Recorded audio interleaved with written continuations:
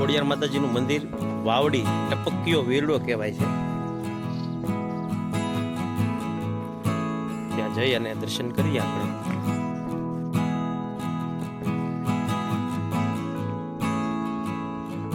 ડુંગરોના ગાળાની વચ્ચે આવેલું છે.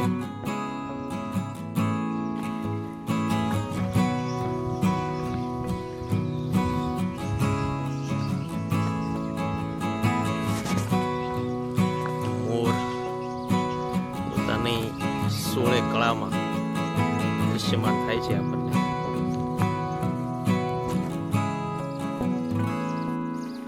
પ્રકૃતિએ પોતાનું સૌંદર્ય 16 કળાએ નિખારી દીધું છે એવું લાગે છે ત્યારે.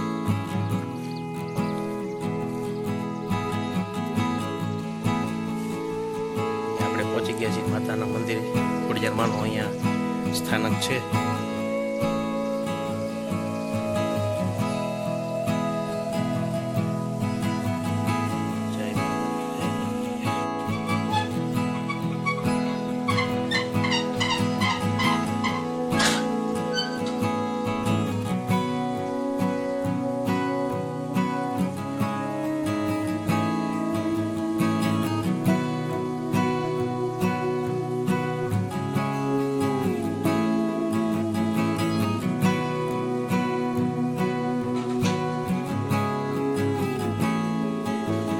આ જે આપ જોઈ રહ્યા છો એ છે ટપકીયો વીરડો.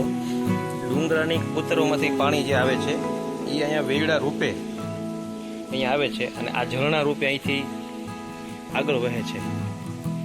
એક વાહિકા એવી છે કે કોઈ પણ ઋતુ હોય, શિયાળો, ઉનાળો, ચોમાસું, 12 મહિના આ વીરડો એ જે છે સુકાતો નથી.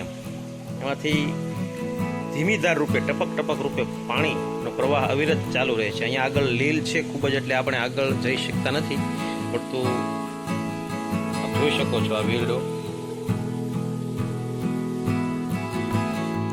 થોડાક નીચે ઉતરવાનું આપણે સાહસ કરીએ, જઈ શકાય તો જોઈએ.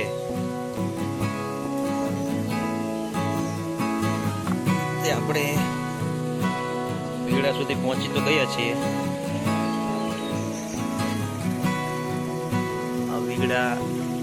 પાણી ઝરણા રૂપે અહીંથી આગળ વહે છે. ખૂબ જ સુંદર દ્રશ્ય. આપણે ઉપર પણ જઈ શકીએ, પણ અહીંયા લીલનું પ્રમાણ બહુ ખૂબ જ છે, તેથી આપણે ઉપર જઈ શકતા નથી. બાકી તમને ઉપર જઈ પણ આપણે જોત કે આગળ ક્યાંથી જળ પ્રવાહ આવે છે. અને આ જળ પ્રવાહ વીરડાથી આગળ ઝરણાનું રૂપ લઈ લે છે અને આગળ જાય છે.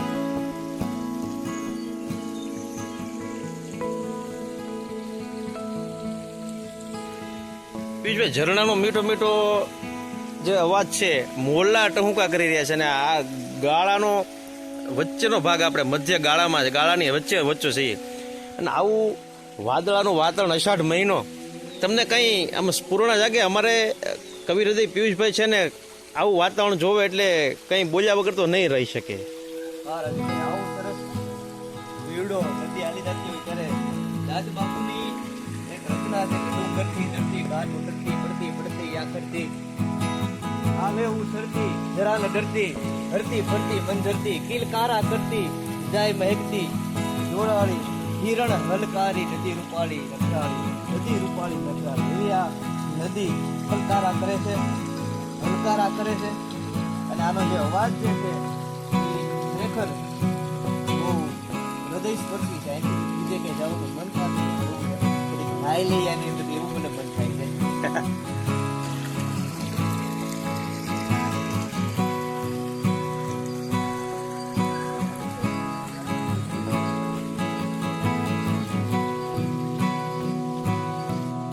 મિત્રો, આપણી આસપાસ જ એટલા બધા અલૌકિક સ્થળો આવેલા છે જેની આપણને ખરેખર ક્યારેક ખબર નથી હોતી.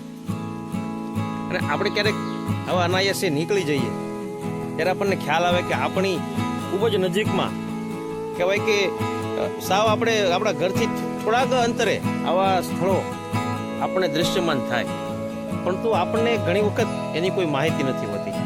પણ ક્યારેક આ રીતના પિયુષભાઈ આપણે નીકળી જઈએ ત્યારે આપણને એ સ્થળ વિશે થોડીક માહિતી મળે અને એમ થાય કે નહીં, પ્રકૃતિએ દરેક જગ્યાએ ક્યાંય અન્યાય નથી કર્યો, દરેક જગ્યાએ પોતાનું જે સૌંદર્ય છે એ પૂરી રીતે બખ્યું છે અને પૂરી રીતે આપ્યું છે.